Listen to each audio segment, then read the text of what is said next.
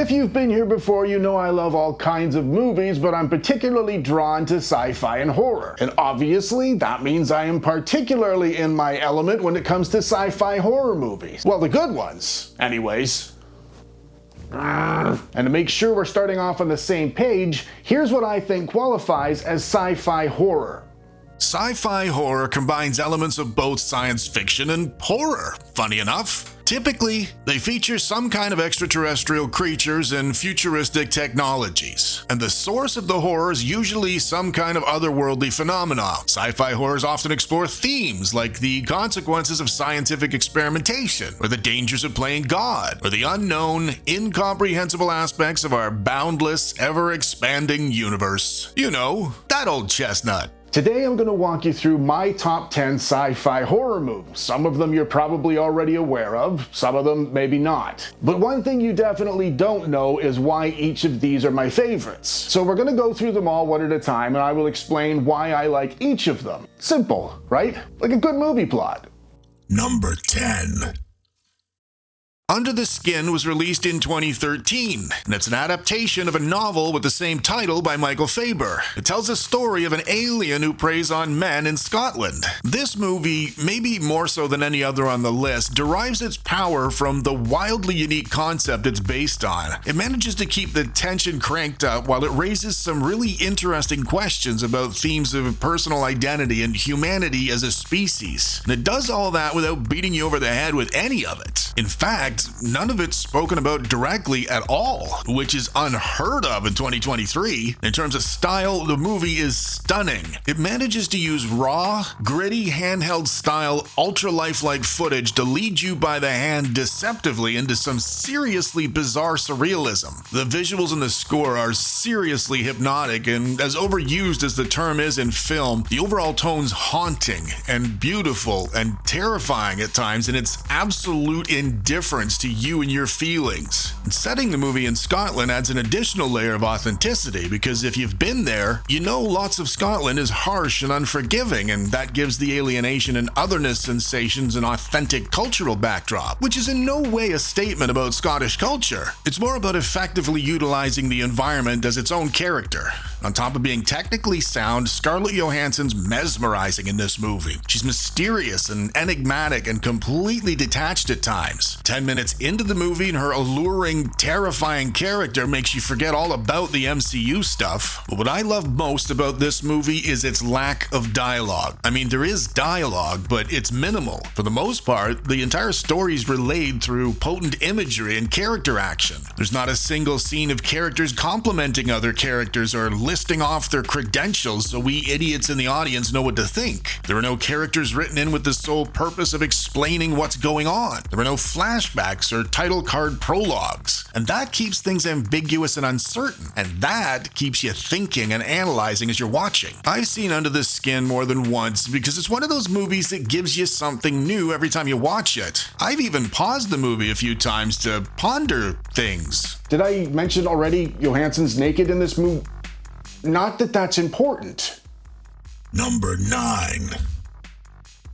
War of the Worlds was released in 2005, and it's a loose adaptation of the classic novel of the same name by H.G. Wells. One of the main reasons this movie is on my list is the production value and the visual effects. The opening scenes did an incredible job bringing the towering tripods to life in a way that looked really believable to me, especially for 2005. The machines the aliens use to wipe so many of us out are menacing, and they have a real sense of scale. They were awe-inspiring the way I imagine actual alien spacecraft would be. In fact, that opening scene made me realize I'd probably be one of the first idiots vaporized because I was standing there gawking. And their cold, relentless nature creates a non-stop sense of I've got to get the hell out of here. It also features excellent performances from the cast, particularly Tom Cruise. He delivers a very believable performance as a deadbeat dad who has to step up to the plate for the lives of his children. Dakota Fanning also delivers a standout performance as his daughter, anywhere. And for a 10-year-old actress at the time, she captured the fear and confusion of a child caught in the middle of a global catastrophe the way only a child could. And from a horror fan's perspective, it's a very special kind of fear when you're pretty sure even your dad isn't going to be able to save you. Not even if your dad's Tom frickin' Cruise. Although I will admit the ending isn't 100%, the pacing and the storytelling leading up to it are close to perfect. It balances intense action with quieter, character-focused scenes to keep this sci-fi horror movie about family. And that gives it a depth and a resonance so many other movies in this subgenre completely lack.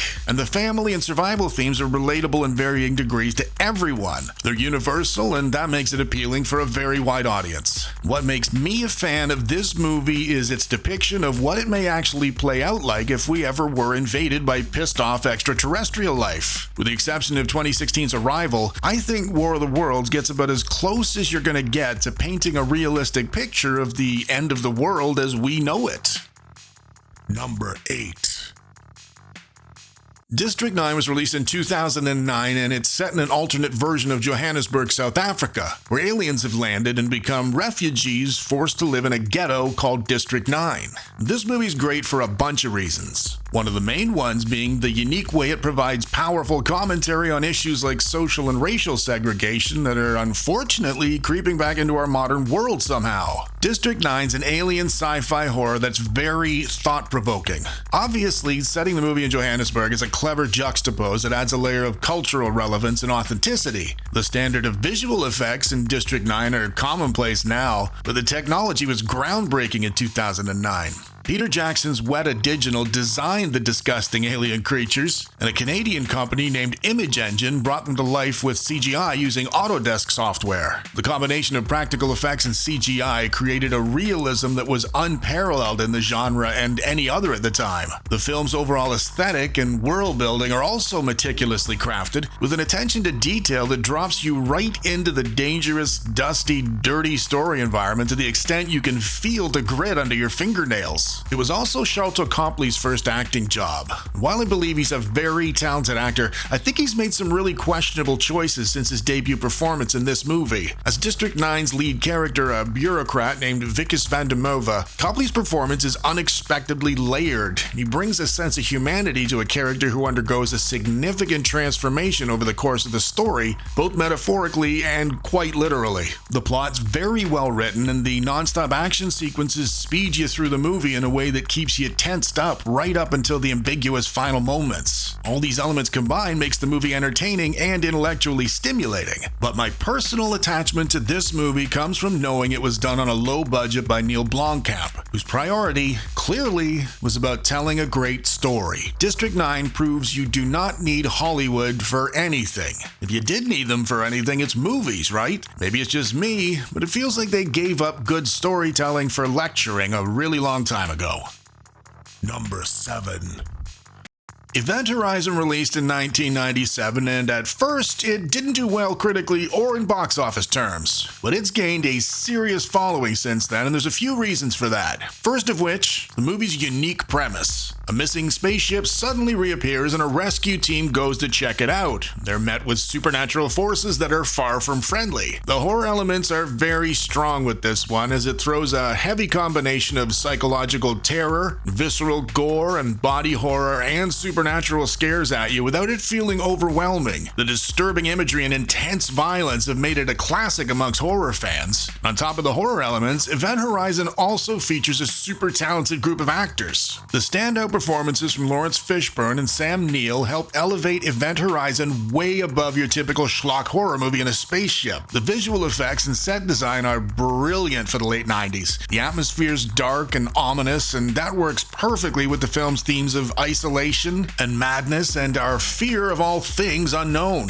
And finally, the movie's troubled production story has also helped it gain popularity. After significant meddling from Paramount Pictures, the movie ended up with multiple cuts. The various versions of the movie have become a point of fascination amongst fans. some of whom debate the merits of each cut and speculate about what could have been if the film had just been left in its original state. These conversations give the movie its timeless quality. Event Horizon is the only movie on this list I don't have a definitive reason for liking. It just hits me the right way, and I never get bored of rewatching it. And to me, that says they nailed every aspect of the movie's production. And how rare is that? It's like having 3 children and they're all perfectly behaved and doing equally well in school.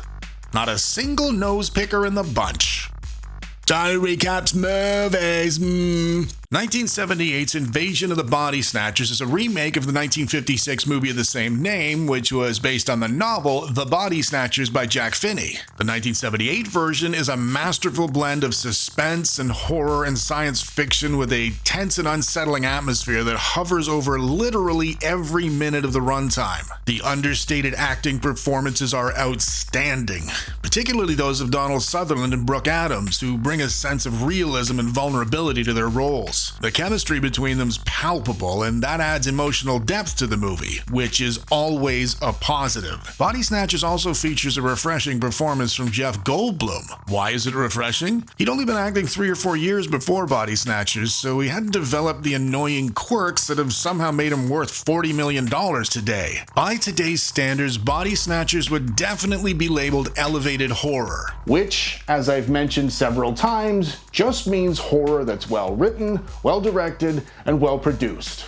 The movie's stunning cinematography and disturbingly low-key special effects help drive home the realism, but the movie's true strength comes from the questions it poses. It makes you suspicious enough to want to examine everything around you, in a self-preservation way, which is the best kind of paranoia. Much like current day, the late 70s was a time of fear of the unknown and the mistrust of institutions like the government and the media. Like a few other movies on this list, Body Snatchers operates on multiple levels, and that is what I love about it. The film's themes of conformity and loss of identity resonated with audiences back then because people were grappling with issues of individuality and the pressures to conform to a standard you may not have chosen for yourself. In that regard, this movie's almost more relevant now than it was over 40 years ago.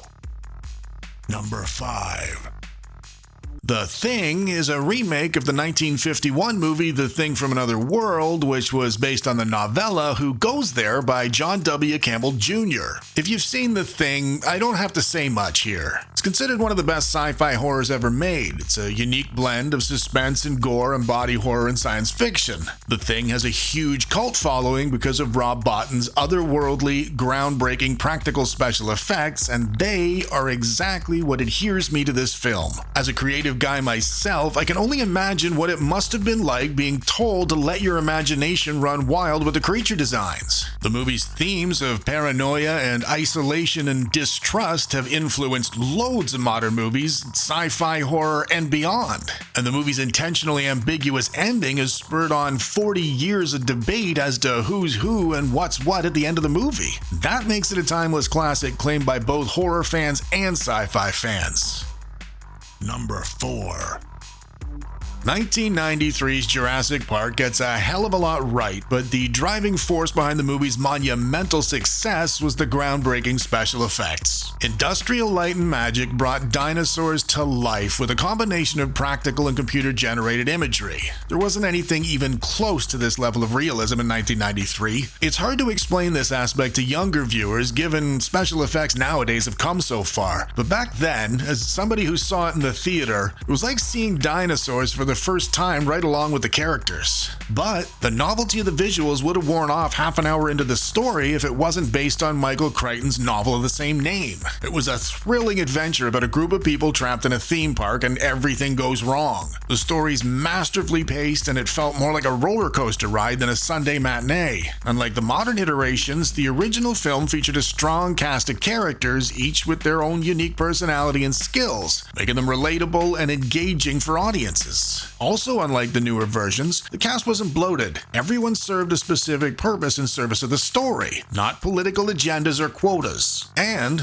When you want a score written for your movie that people will remember for years, you get John Williams to do it. There simply isn't anybody else at his level. From Jaws to Superman to The Empire Strikes Back and Raiders of the Lost Ark, his scores are exciting and instantly recognizable. Jurassic Park's is one of the biggies. The movie was massive for all of these reasons, but more importantly, and the reason it's made my list, it transcended age groups and cultural demographics with a perfect mix of action, adventure, science fiction, and some very unexpected horror. And all of it's rooted in the history of humanity and the planet we inhabit together. Movies nowadays are divisive and they focus on what's different about us. I suppose, if I really think about it, Jurassic Park reminds me of better times.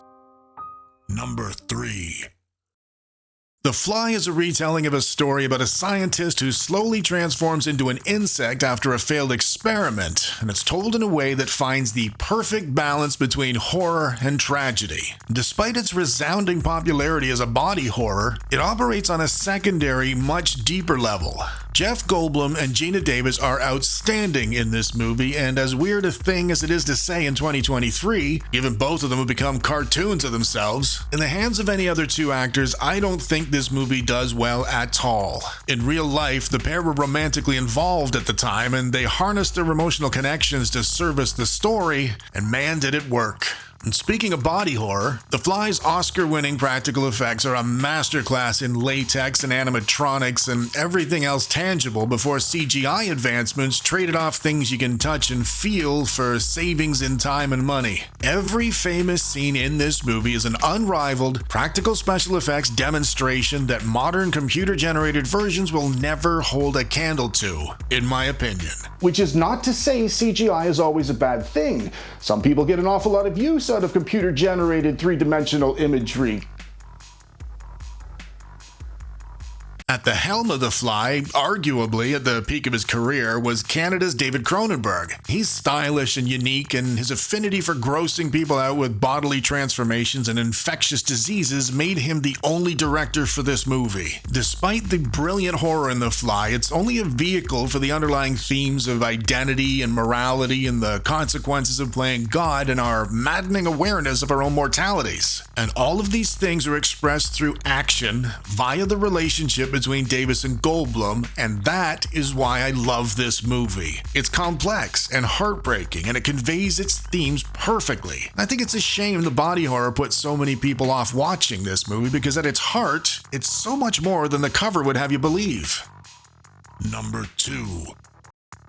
In 1984, the concept of a time-traveling killer cyborg from the future sent to murder a woman to prevent her giving birth to a future resistance leader was incredibly unique and interesting. Audiences went nuts for it, my young self included. But, as a captivating premise alone makes not a movie... What? That's grammatically correct? Probably?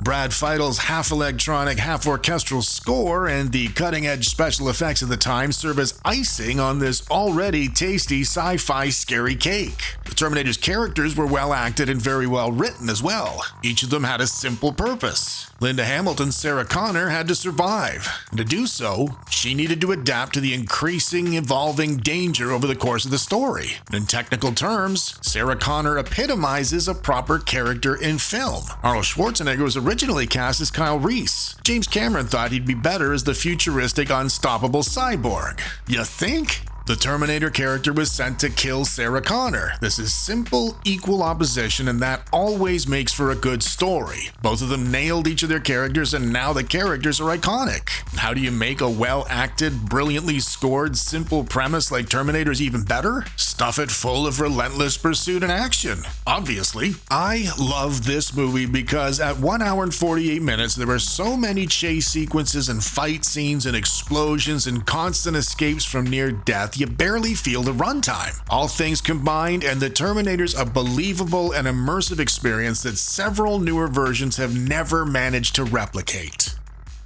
Number 1. No surprises here, I am sure. Alien was directed by Ridley Scott, who way back in 1979 was known for his excellent direction and attention to detail. Alien was his first venture into sci-fi horror, which was a relatively new thing at the time. The film features an iconic and memorable xenomorph creature design created by H.R. Geiger, a Swiss artist who designed it to be both terrifying and beautiful. The creature has since become one of the most recognizable monsters in film history. Its unique hissing and clicking sounds were a combination of animal noises from snakes and opossums. In addition to the direction and the aesthetics, the storyline is simple and suspenseful. The movie was originally set on Earth, but Scott shifted the location to a claustrophobic ship way out in space to crank up the tension. When you stuff a simple, suspenseful story into a cramped atmospheric setting, the audience is going to feel it as much as the characters do. And finally, the trump card, Sigourney Weaver as Ellen Ripley. She's resourceful and capable and brave and tough as nails, and she does all of it without having to tell you she's female. Paying attention, modern movies? I'm only kidding. Everyone knows modern movies aren't made for movie fans. I adore this movie because it managed to be groundbreaking while simultaneously excelling at all the basics. Even the tagline, "In space, nobody can hear you scream," was voted one of the best movie taglines in history by the AFI. In my humble opinion, above and beyond the sci-fi horror tags, Alien is a perfect little film. That's why it's number one on my list and so many other lists. Modern movie makers would do well to sit down with an Alien DVD and a pen and a big old pad of paper. There's lots to be learned from Alien. As a movie fan, I can confirm taking notes from James Wan might pay your bills for a while, but I'll never remember your name or your movie. And there you have it, folks, 10 of my favorite sci-fi horror flicks. If you agree or disagree with any or all of them, you can just nerd fight me in the comments. Unless, of course, you're too chicken to do so. Until next time, folks. It's me, Johnny, from that thing you just watched. If you enjoyed it, go down there and smash me in the face to subscribe. And if you want to watch another thing, there's one right there. Do it!